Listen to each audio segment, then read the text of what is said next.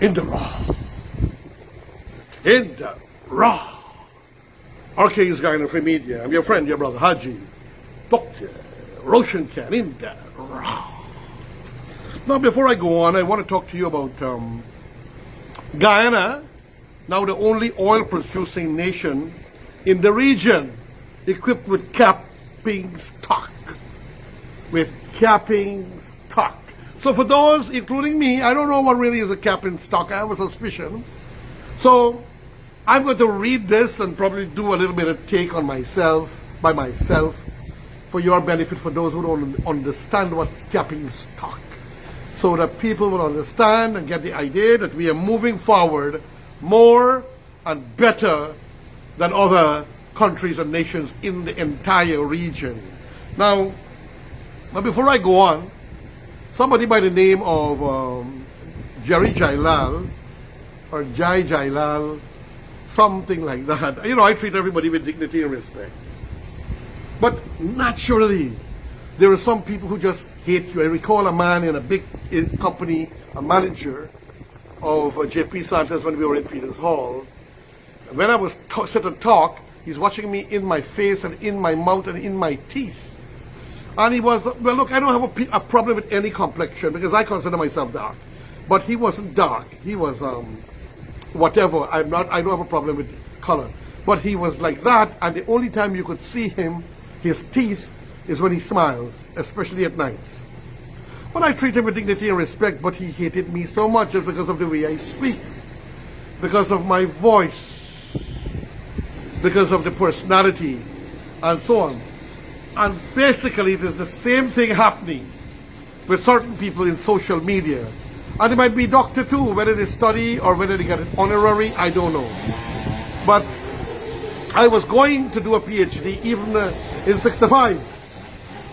And by God, right at about 60, I got the honorary doctorate. Now, he was making a mockery of me. Yes, you know, this is in the raw. Things happen. So he was trying to make a mockery of me, calling himself doctor. And maybe get some, he probably heard I got an honorary doctorate. Now, when I hear that a person gets an honorary doctorate, I feel very proud for them. Or if they achieve something, or a new house, or a new property, or a new investment, or a new title, I feel so proud. But there's some people who are just bereft of such class in personality and style. And this Jailall, whom in recent times I tried to befriend me, and I would communicate, even though he said nasty things about me publicly. So somebody sent back that video in which I was making a presentation, and he made that ludicrous remark that I am posing with my doctorate. Well, I tell you what, for 3 days when I got the message that I've been awarded an honorary doctorate, I couldn't move. I was actually dumbfounded. And at that stage, I decided not to do the PhD, which becomes easy for me with my knowledge and my wisdom. And right away, you get about 2 years off because of your business experience, your human experience. They assess you, they study you, and then the universities would normally give you credit for the works you would have done in society for humanity and for betterment of the universe and the world. So this man, making mockery of me that I got this, and I use the title because it rings nice with me, and I feel very proud about it. And it is a title from a university, United Graduate College and Seminary. I got that is accredited by the United States of America government with their accreditation code. So it's not just a piece of paper, Mr. Jailall, or Dr. Jailall, and I will never mock you, brother. I hope you learn a thing from here. I was taught it takes a man to say that he's sorry. First thing I was taught in the military forces. The first thing I was taught everywhere, anywhere, in Canada when I joined the military as a weekend soldier, when I joined the military in Guyana, including national service, and my studies in police sciences and technology, which was a diploma course, but of high caliber in Canada, issued by in CJEP, the Quebec government, recognized by the entire Canada. I was taught the first thing, it takes a man to say he's sorry. It takes a man to accept the apology. So I feel pity for some people when they get envious and they have pain because of another man's success, or his articulation, or his style and voice. I would ask him, I see he writes a bit, so I'll ask him, would you mind doing one of this? Articulate and I will applaud you. And then when he attacked me that I was basically a soup drinker or a toe sucker because I was applauding the government for something they did. And I will inform him that I applaud the Granger government for good things that they did too. And I give them blows. And I give the PPP government blows too, for good and bad things accordingly. But he was upset that I did that. Apparently, when I blasted him up, when I corrected him most elegant and he felt humiliated, but he still can't say, I'm sorry, this Jailall. He said, well, I campaigned for the PPP. I get it, finally. He campaigned for the PPP and has his tongue out to salivate and to suck opportunities, and apparently he didn't get what he wanted or he hoped to get. You don't campaign for a party and hope to get this and that and that. You do that for your country, for your what you believe in, Jailall, Dr. Jailall, Mr. Jailall, Sir Jailall. You do things for a party out of the love of whether you love the party or the position on which they're campaigning. I might sit with any political party on a topic, even if I don't like that party, because I like the point for which they're campaigning. So I just want you to know, ladies and gentlemen, that man tried to make to humiliate me, but I pity these guys, and I hope that they grow up. I am not blasting him. I'm guiding this Jailall, in which he said I was a sucker-upper. I got other people too, some with English or Afro-Guyanese name who would say the same thing, but they wouldn't say the same thing when I was applauding the Granger government. Right? And then I would get blows from the supporters of the PPPC, but I was being a fair commentator. Your friend, your brother, HAJI, Dr. ROSHAN, can enter. Raw. Try that, Jailall. And now, to the topic at hand. Guyana, now only oil-producing nation in region equipped with cap-in stock. So this is what the equipment is, cap-in stock. And these are photographs of the peoples involved. I think Mr. Rutledge is here. I'm going to give you the names. ExxonMobil President Alistair Rutledge, third from left. That's the man in the middle. EPA Oil and Gas Head Joel Gravesande, fourth left, and other officials posing with a cap-in stock in the background. So it's the same thing that is here, that is in the background at the back, ladies and gentlemen. Now it's quite a long article, so I might skip certain parts. With the commissioning of the ExxonMobil's cap-in stack on Thursday, Guyana is now home to the only capping stack in the region and one of only 13 in the world as part of the oil company's arsenal of defenses in the unlikely event of an oil spill. So now I'm getting it. This equipment, this machine, is supposed to control an oil spill in case it comes, so it will not destroy our ocean, our fish life, and so on. And we are the only one in this entire region, and we are the only one of 13 countries in the world which has this cap-in stock. So I don't know who to applaud. Maybe the government of Guyana, the president, especially VP Jagdev, because he manages the oil sector, and ExxonMobil. I give credit where credit is due.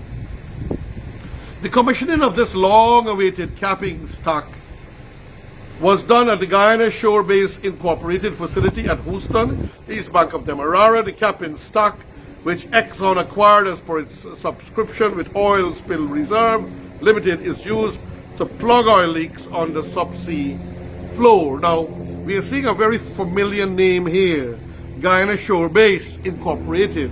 That was the Trinidad-based company which brought in shiploads of material and were fined $20 million.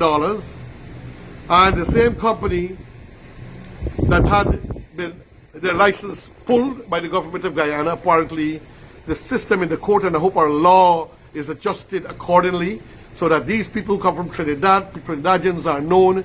There might have been a few good ones to have been in skullduggery, thievery, which broke the backbone of Trinidad, even though they have been in oil and gas for 125 years. And so they are masters in manipulating. And recently there was a case in which both them, that Shore Base, and ExxonMobil put 2 junior staff to say they made mistakes. And something that was costing $1.4 million, they billed several billions of dollars for it, ladies and gentlemen, or at least $1 billion plus. Thank God for our team who discovered that, and I believe our team should be given an award, because these people could try to bribe that team. The money could be so high that it could be destructive to honesty and dignity of professionals in the country who are usually not paid the best. So, to recap, this capping stack is something to stop oil spills, ladies and gentlemen. For those who don't read the newspapers, those are asking questions, that is what it's all about. The commissioning of this long-awaited capping stock was done at the Guyana Shore Base. I finished with that. The equipment, which is brand new, is placed over the blown-out well to stop oil from spilling. Exxon is required to have this equipment in the country as part of the Yellowtail permit. In his address, ExxonMobil Guyana President Alistair Routledge noted that it is the latest piece of advanced technology to be added to his company's oil spill response arsenal, the other components of which are also housed at Guyana Shore Base. So whenever I hear Guyana Shore Base, I laugh and I smile, because these people are not in the country to help our country, but to help themselves. And maybe the people that they claim they supply, they bought it, but they sold it for $1 billion plus, another item, to ExxonMobil. And ExxonMobil didn't know, but they accepted it. And the management of Shore Base didn't know. Now, everything is being kept at that spot at in Houston, which is all housed at Guyana Shore Base Limited. The capping stack, which we are going to take a look at and inspect today, that was Tuesday, is one example of those in-country technology capabilities. I want to thank GYSBI for hosting us here and for housing this important piece of equipment for Guyana. They will be charging some money for housing. They will not be doing anything for free. Mr. Routledge, my man that I respect, am I right? Will they do it for free? And two, for this equipment, is Guyana expected to pay for it? Because I believe you people are the investors and you're the one who's supposed to take all the losses, not us. You are supposed to take the losses. You're supposed to get your part of the wealth that is being generated, and we're supposed to get a part, and much more than 2% are more that we are getting, following other countries' examples. The capping stack, which is now going to take, okay, they're going to look at that. GYSBI, that's Shore Base, also houses our container booms, skimmer devices, dispersions, and numerous other components of the extensive emergency response toolkit that we have placed here since we began our operation. Routledge also, and I have a respect for the man, he's looking after his company's interests, and he has also to be carrying out orders. Also expressed hope that other oil operators will follow suit and subscribe to capping stack services, as well as he noted that while the capping stack was commissioned at GYSBL, it is likely to be eventually moved to the Vreeland Hoop Shore Base Incorporated, which is being built right now, with whom Exxon has a US $300 million agreement to receive shore-based services for its Yellowtail and other planned projects. ExxonMobil Guyana is proud to be the inaugural subscriber to this new Guyana-based capping stock service provided by OSRL.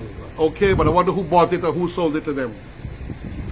So ExxonMobil, but I want to ask, does Guyana have to pay for that? Or part of that? Can people of Guyana, anyone who is listening to me, help me please? Guyana-based capping stock services, it is our hope that operators both in Guyana and neighboring countries subscribe to this service, because that will truly reflect the benefit of bringing this technology to the region.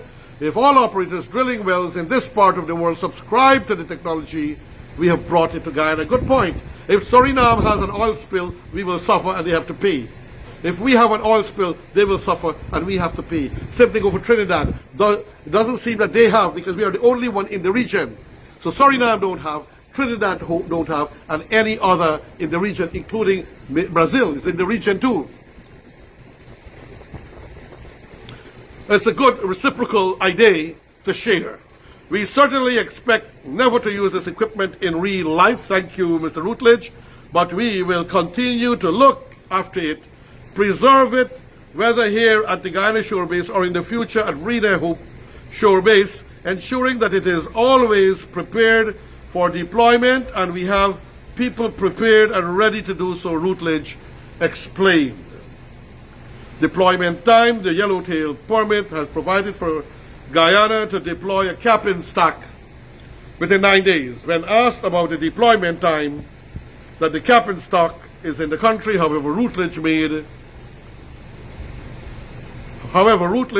it clear that it should only take a few days. Routledge explained that the equipment can be ready to go within a short space of time. However, clearing the way for it is what will take up the most time.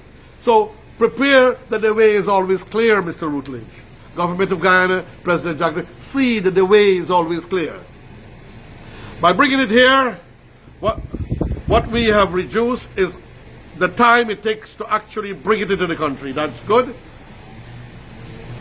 That isn't really the critical part. It's making sure that the offshore location is ready. So usually debris removal is the critical part of the activity. So we got to make sure, you are saying debris when you have to use it, but periodically clean the debris. So it's within a few days. We will always have a vessel ready to go. So they'll have another vessel standing by. I like that. Excellent, Mr. Routledge. So deploying it offshore isn't the critical part. It's making sure the offshore location is ready to receive it. So clean, clean, clean, Mr. Routledge. Meanwhile, the Environmental Protection Agency head on gas, Jailall Gravesandi, noted that Exxon's procurement of the capping stock is in keeping with the requirements of the Yellowtail permit. But do we have to pay, Mr. Gravesandi? Do Guyana have to pay? Are they going to charge us as an expense? Because we are supposed to stand expenses. But also it will reduce time, which is the most important thing.